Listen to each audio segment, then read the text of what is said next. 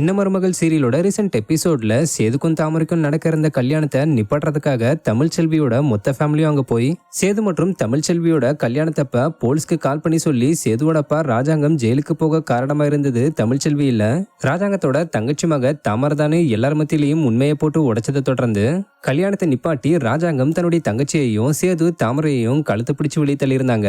இதனால ரொம்ப வெக்ஸான தாமரை இதுக்கப்புறம் சேது நமக்கு கிடைக்க மாட்டாருன்னு பெரும் சோகத்துக்குள்ளாய் பூச்சி மருந்து குடிக்க போக அப்ப தாமரையோட அம்மா தட்டி விட்டு அடுத்த கட்ட சதி திட்டத்தை தீட்ட ஆரம்பிச்சிருந்தாங்க.